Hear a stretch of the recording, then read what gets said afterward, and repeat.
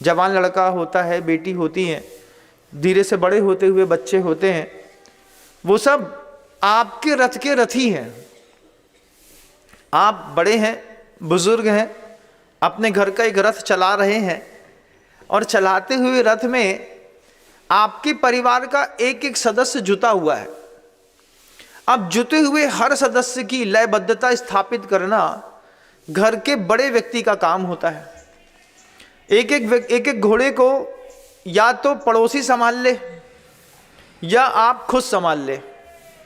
तो मुझे आप सब बताइए कि आपके घर के जो जवान घोड़े हैं या जवान होते हुए घोड़े हैं या आपके घर के अंदर के बच्चे जैसे घोड़े हैं, इन घोड़ों को संभालता कौन है? आप संभालते हैं कि कोई और संभालता है? महाराज श्री, देखा जाए तो हम ही संभालते हैं, क्योंकि पैसे इसी की पूर्ति तो हम ही करते हैं, तब उसी से तो बच्चे संभलते हैं। बच्चे धन से संभलते हैं कि समय देने से संभलते हैं? बच्चे, कृष्ण जी अपने घोड़ों को क्या देते थे? समय देते थे ना। दिन भर घोड़े युद्ध में लड़ते रहे और लड़ने के बाद शाम को जब अस्तबल में बांधा तो कृष्ण जी भी थके हुए रहते थे, उसके बाद भी अपने घोड़ों को समय देते थे। मैं पूछना चाहता हूं कि आप अपने घर में जो बंधे हुए घोड़े हैं उनको समय भी देते हैं कि नहीं देते? पैसा तो देते होंगे, ये बात तो मैं मानता हूं। मैं मानता हूं कि आपने अपने घर के अंदर किसी बात की कोई कमी नहीं रखी होगी, लेकिन रात को इस चीज की कभी उत्सुकता मन के अंदर रही कि रोज रात को 9, साढ़े 9, पौने 10 बजे दुकान बंद करते हैं।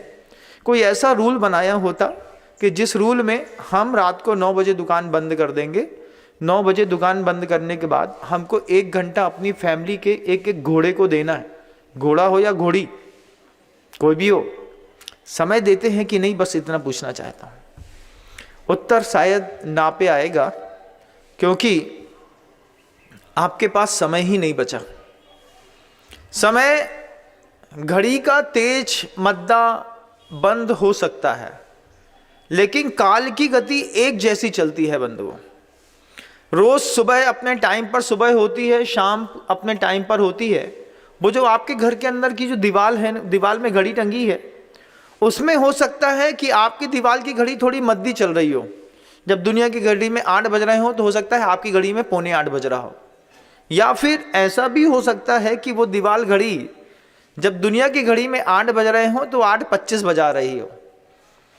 ऐसा भी हो सकता है कि वो दीवार की घड़ी बिल्कुल बंद पड़ी हो, न कम बता रही हो न ज़्यादा बता रही हो।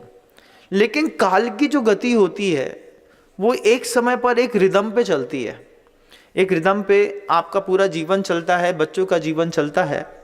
आप अगर अपने घर के बच्चों को समय नहीं देते हैं, कितने सारे ऐसे माता पिता होंगे जिनके पास समय नाम की तो कोई चीज़ होगी ही नहीं।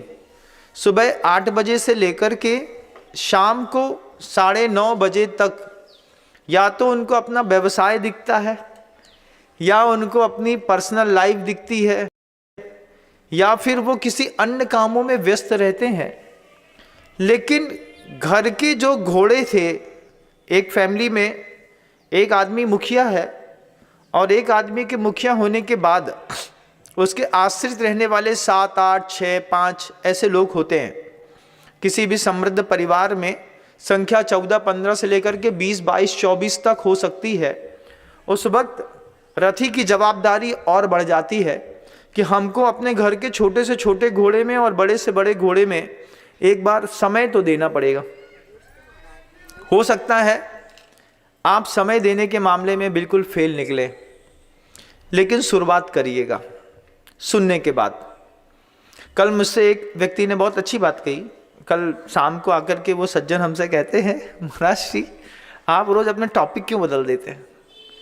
कल कोई टॉपिक था, आज कोई टॉपिक है, फिर कल कोई टॉपिक बदल देते हैं। तो हमने उससे एक ही बात कही कि भैया देखो, हमारी स्थिति ठेला की सब्जी बेचने वाले ठेले में सब्जी बेचते हैं ना, उसके जैसी रहती है।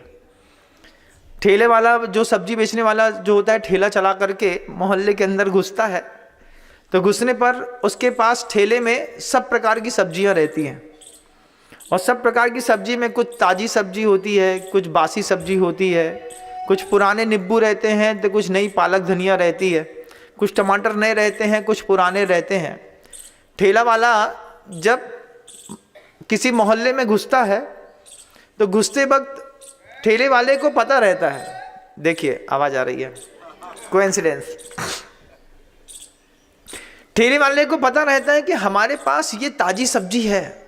मान लीजिए टमाटर ठेले वाले ने ताजे लेकर के आए हैं, पालक धनिया पत्ती ताजी लेकर के आया है, लेकिन कोई आता है, कोई बासा माल खरीदता है, कोई कुछ खरीदता है, कोई कुछ खरीदता है। तो ठेला वाला जब कभी भी गली में घुसता है तो घुसते वक्त ठेला वाला बिल्कुल मध्यस्थ रहता है, और निकलने के बाद भी ठेले वाले के मन के अंदर कोई हर्ष विषाद नहीं होता कि इतनी ताज़ी सब्जी लाए थे, किसी ने ताज़ी सब्जी नहीं खरीदी, क्योंकि ठेला वाला जानता है जिसको जो खरीदना है वो खरीदता रहेगा।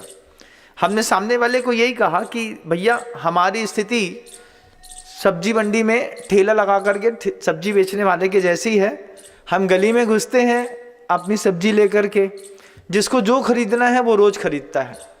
किसी को फैमिली पर्सन्स होते हैं तो वो खरीदता है, कोई आत्मा की बात खरीदता है, कोई चाइल्डहुड से रिलेटेड कोई चीज़ लेता है, कोई किसी और चीज़ में धार्मिक सिद्धांतों की कोई चीज़ें लेता है। एक समृद्ध उद्बोधनों में सब रहता है, जिसको जो निकालना हो, इसलिए रोज़ टॉपिक चेंज करने पड़ते हैं। उनने कहा हमसे, पहले तो आप कथानक कहते थे, सीरीज चलती थी आपकी वेब सीरीज के जैसी।